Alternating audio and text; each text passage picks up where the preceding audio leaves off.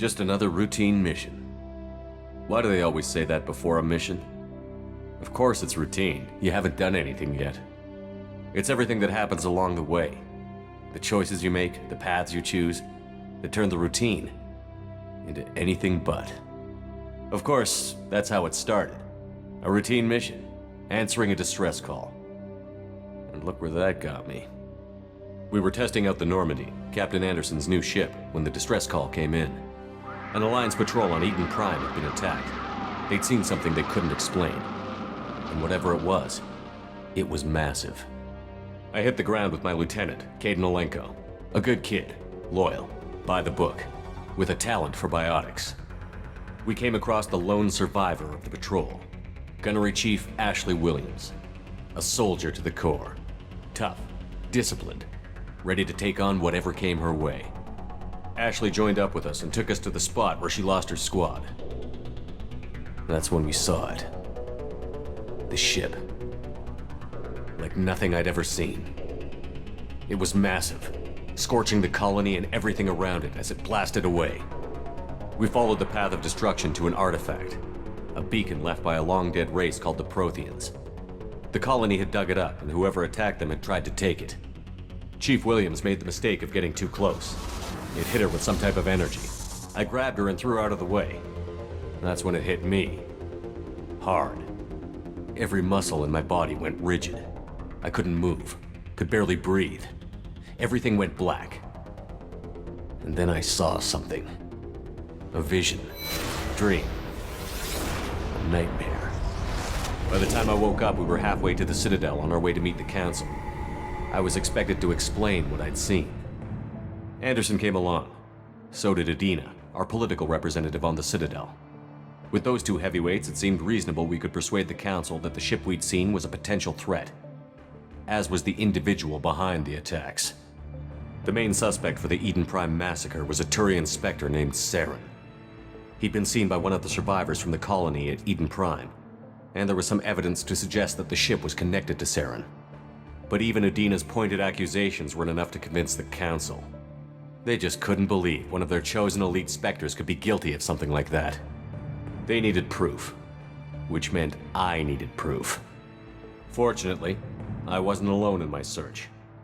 Garrus, another Turian, wanted to help. A top agent for Citadel Security.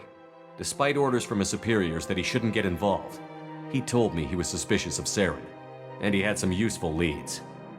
More importantly, he was willing to share them. That led me to Rex, the biggest, nastiest-looking Krogan bounty hunter I'd ever seen. He turned out to be more than just a brute. It was his intel that led to a fugitive with incriminating evidence on Saren. The fugitive turned out to be an energetic little Quarian named Tali. A tech expert with a knack for hacking, she'd procured some information on Saren. Evidence that proved Saren was dirty. Tali's evidence proved that Saren was responsible for the massacre on Eden Prime, and that the immense warship we'd spotted was in fact Saren's flagship. But it went much further. Saren was trying to find a way to bring back a race of sentient machines from dark space. Machines allegedly responsible for cleansing the galaxy of all organic life. These Reapers were blamed for wiping out all life 50,000 years ago, including the Protheans, then disappearing back through the mass relays to dark space, leaving no trace they'd ever been. That explained why Saren was after the beacon, and it made some sense out of my visions. But not much else. We couldn't convince the Council that the Reapers were a threat, but they agreed Saren had to be stopped. They stripped him of his Spectre status and gave me the honor of becoming the first human Spectre. My first task? Bring down Saren. Anderson decided to stay behind, giving up his ship, the Normandy. He told me I would need it more than he would. He also pointed me in a direction. Liara, a Prothean expert, adept in biotics, and maybe most importantly, daughter of Benezia, Saren's top lieutenant. And like most Asari, as beautiful as she is intelligent, and born with a unique ability to meld with other species. Liara was able to help me decipher some of the vision the beacon had given me. Nothing concrete, but it gave me some clues. And a new appreciation for the Asari. Her technique for accessing my vision was unexpected, but not at all unpleasant. Ashley was a little concerned about the connection I shared with Liara. As commander, I knew either relationship had the potential to interfere with the mission. I decided discretion was the better part of valor, and kept my focus on our goal, finding Saren. Thanks to Liara's help, we had our next lead, Benezia. Saren had taken her to Novaria, where he'd enslaved a dangerous race of insect-like creatures, the Rachni. He ordered Benezia to use the same technique Liara had used on me to extract information from the Rachni Queen. The Queen's drones were everywhere, and they weren't happy. We had to fight through hundreds of them to get to Benezia. By the time we arrived, Saren was gone, with the information. I tried to reason with Benezia, but Saren had indoctrinated her. He had somehow acquired the ability to control people's actions and wills. Benezia wouldn't surrender, and Liara was forced to watch her mother die in her arms. And I was left with an angry, dangerous Rachni Queen to deal with. She claimed her drones would do no harm if I released her. But the Rachni had terrorized the galaxy before. I couldn't do it. I wouldn't doom an entire species for past sins. And the Queen was true to her word. She left and took her army of drones with her. With Saren's top lieutenant dead, he was quickly running out of time and places to hide. I tracked him down at his base on Vermeer, but we soon learned it was more than a base of operations. It was a breeding ground. Saren was breeding an army of Krogan. He'd found a cure for the genophage, a disease inflicted on the Krogan to prevent them from breeding and taking over the galaxy. But the Krogan Saren was breeding were slaves, mindless beasts that obeyed Saren's will. I had to destroy the base, and all its research. Rex disagreed. Violently.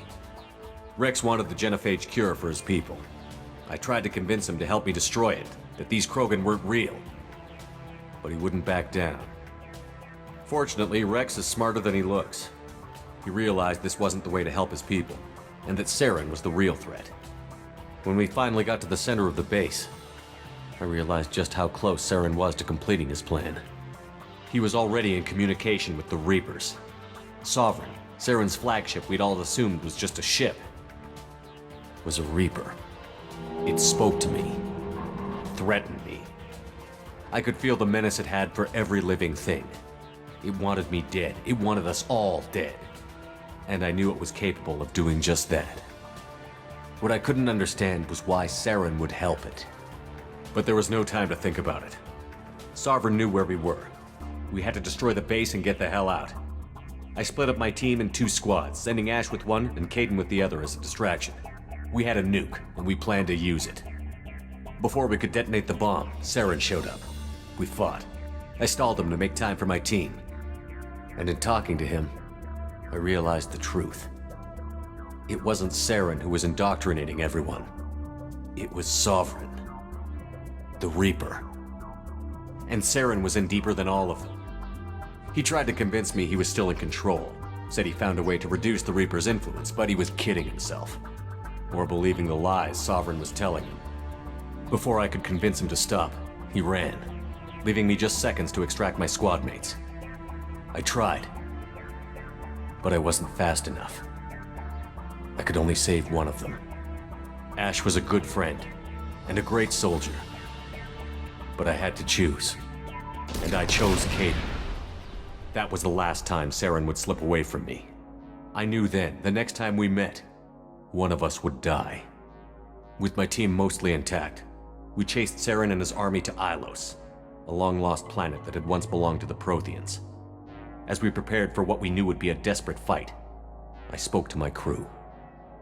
We were just one ship, against Saren's growing army. I assured them all that despite the odds, we could defeat him. I'd never tell anyone, but I had my doubts. Leaving Ashley behind had hardened my resolve, but revealed a soft spot in my defenses. How many more friends and allies would I be willing to sacrifice in order to stop Saren? We arrived on Ilos, close behind Saren. Once on the planet, we discovered a Prothean databank that helped me put the final pieces of my vision together. The Reapers had come 50,000 years ago, and every 50,000 years before that, each time purging the galaxy of life. The Protheans had fought and died, like every species before them. but a few survived long enough to leave a parting gift. The Protheans had discovered that the Citadel was the key to controlling the mass relays. By sabotaging the Citadel, they found a way to close the relays to dark space, slowing the Reapers' return, giving us the time we needed to find a solution to stop the Reapers once and for all. Saren knew this. He was leading his army to take control of the Citadel and re-establish the relays to dark space, bringing the waiting Reapers here to destroy us all. We followed him to the Citadel. It was intact, but heavily damaged. He had caught the Council fleets by surprise, and they were only now regrouping. And with Sovereign as his flagship, there was little hope the fleets could counterattack with enough strength to take back the Citadel. But Saren was done running, and I was done chasing him. As the Alliance and Citadel fleets battled Saren's army outside, I cornered the Turian bastard in the Citadel tower and confronted him. He died believing that the Reapers would save him. As I fought to regain control of the Citadel, the Council's flagship, the Destiny Ascension, fell under attack. Despite Saren's death, Sovereign and Saren's army continued to fight. The Council was aboard the Destiny Ascension, and they were requesting assistance. But I knew in order to help them, I would have to put our Human Alliance fleet in jeopardy. The Council had to be saved. They represented the hearts and minds of the galactic community. Without them, the fleets would be in disarray.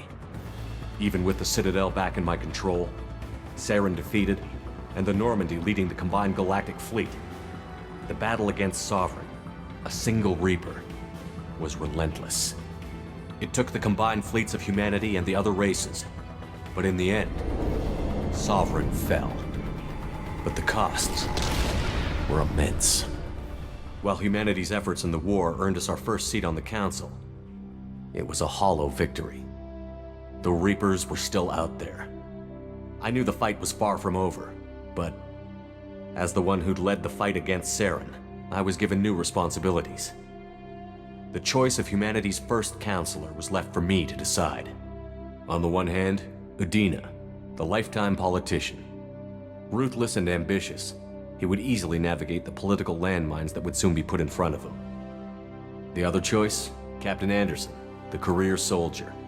Tough but fair, but a friend, and someone I could trust. Both great leaders in their own right. Anderson didn't want the job, which was a sure sign he'd be perfect for it. No ambition to get in the way. The war was over. The threat had passed. In time, the Council would rebuild itself. The Citadel could be repaired. Even the pain of lost friends would fade. But none of that mattered if the Reapers were still out there. And if they were all as powerful as Sovereign, we had to find a way to stop them. I had to find a way. I gathered my crew, took my ship, and went in search of answers. Officially, the Council would only say I was assigned to cleanup duty, rooting out any remnants of Saren's army. Just another routine mission.